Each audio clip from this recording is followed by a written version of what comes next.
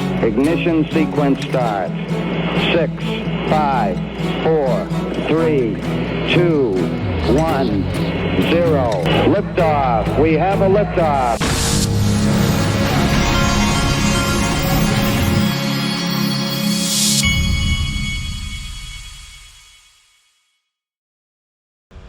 Hey everybody, this is the Digital Asset Investor, and XRP Las Vegas is almost sold out on their VIP. Now, they might be sold out. I need to ask again. But they just added another person that's huge, Meta Lawman James Murphy. He's the guy that helped me get my X account back. Extremely sharp guy, Vanderbilt Law School. This dude is cream of the crop. And you know about Perry and Boring and Joe Endoso, CEO. There's CEOs out the wazoo in here.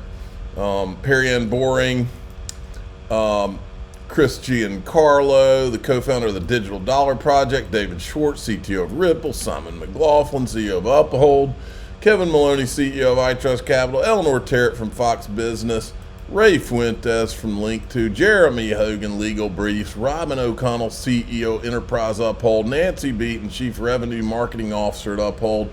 You see how this is going, folks? The adults in the room have arrived. The XRP Las Vegas conference is going to be awesome and massive. So you can, I have tickets in the description of this video, the links to everything. And you can also go in my group at daixrp.com, and I have a discount link in there if you want to get a discount. Okay, check it out. And by the way, there's only 67 days left. And last year when it sold out, I had talked to Brad, and he told me that the ticket sales accelerated into like at the beginning of March, because the conference is in May. So if you've been putting it off, going ahead and getting your ticket, you better hurry up, because the sales are about to start accelerating if they haven't already. Check this out. This is a Bitcoin maxi, but it's interesting what he says here, the Bitcoin game plan. Look at this. Did you know that Bitcoin has been leaving us clues all this time? For the last 2 cycles, Bitcoin reached all-time highs after 17 to 18 months after the Bitcoin halving. The third halving was in May 2020. The 69K peak price happened 18 months after. The second halving was in July 2016. The cycle all-time high of almost $20,000 happened 17 months later. The fourth halving is in April 2024. And if Bitcoin repeats history, doesn't repeat, but it rhymes, then we could expect the all-time high around September to October 2025. Of course, this is not financial advice. Things change. History rhymes, but it doesn't repeat. October 2025. But the coincidence is too good to be ignored. Keep your eyes on September, October 2025, because that all makes sense.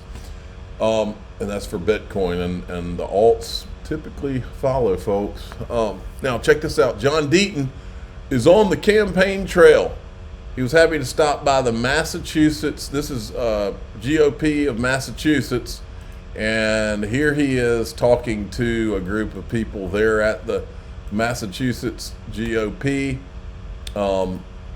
So things are heating up.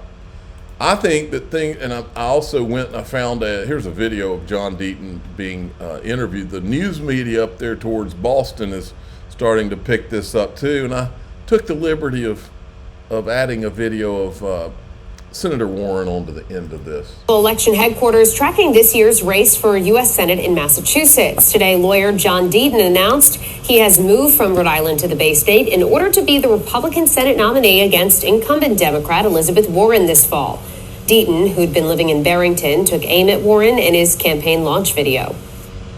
We need term limits for these career politicians who have simply forgotten who elected them.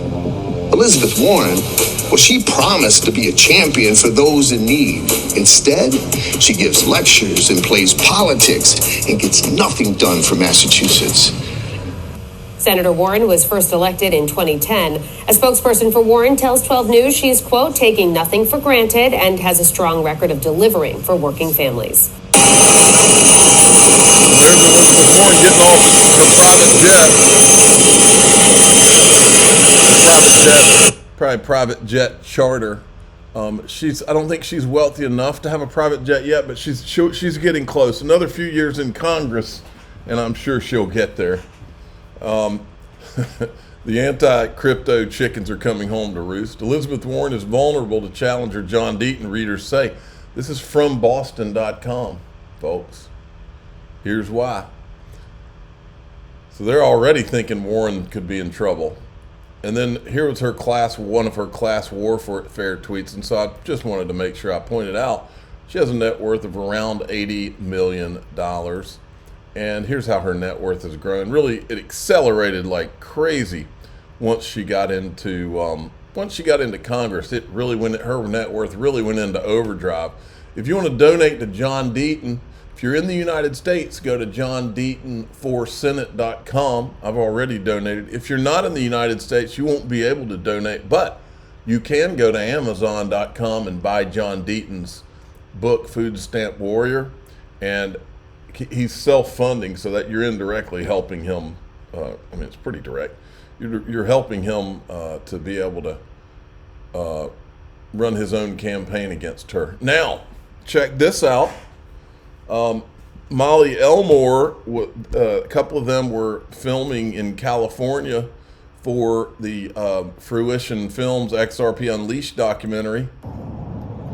Just wrapped up my full... Let's look at this one. I think this one, she's inside of the place they're filming.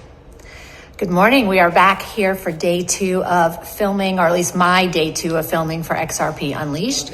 And we are not in the Bat Cave today. We're in this absolutely historic, gorgeous home in Marina Del Rey in area of Los Angeles.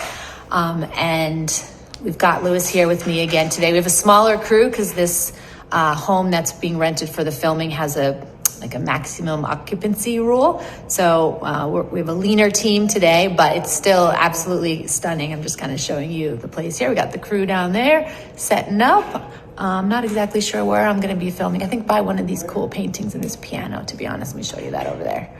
There is the piano and the painting. So I think I'll be there.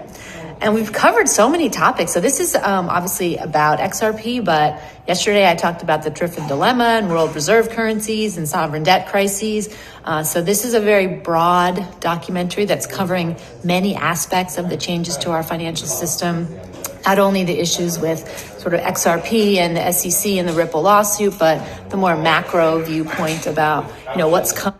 All right, good stuff. Here's another. This is from Fruition Films right here. Some of their shots. That's the shot there where they filmed The Dark Knight, and there's another one.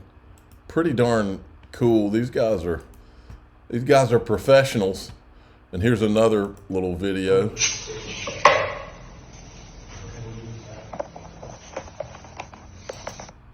All right. Let me see what else we got. Ooh. Not only was Ripple present at this conference, see post below, Robert Grant's Vice President Global Policy of Ripple was on a panel discussion. Seated beside him was Stephen Prosperi, Executive Director, Innovation Strategy and Digital Assets of the DTCC. When you hear Depository Trust and Clearing, DTCC Corporation, Clearing Corporation. When you hear DCC, that's when you should have your cue to think about all the money, derivatives. All right.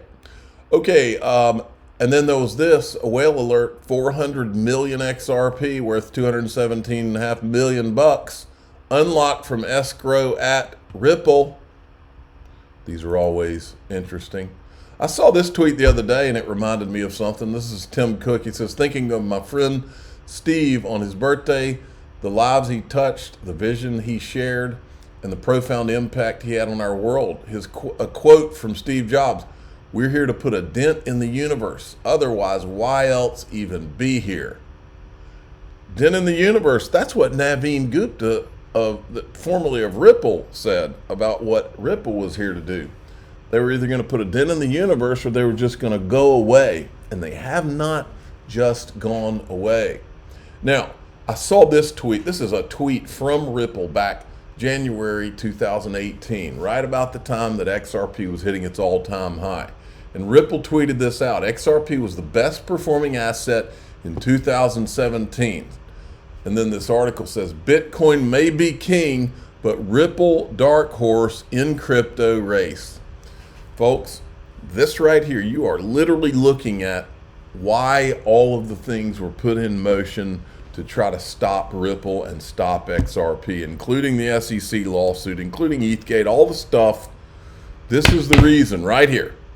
You're looking at it, okay? In DAIXRP.com, I'm going to talk more about that and more about what this lawsuit is really about. And then also, we're going to talk about, okay, well, if the powers that be and all the bad guys had not gone in motion to stop Ripple. I mean, Ripple was literally, it had overtaken Ethereum. Look, come on, let's spell it out. It would have, XRP is the king. It would have taken out Bitcoin. But let's talk. We're going to talk about what numbers wise, price wise, what really would have happened, what logically would have happened in DAIXRP.com. I'm the digital asset investor. I'm not an investment advisor. This is for entertainment purposes only. Please subscribe, hit the like button, tell your friends and family that away we go.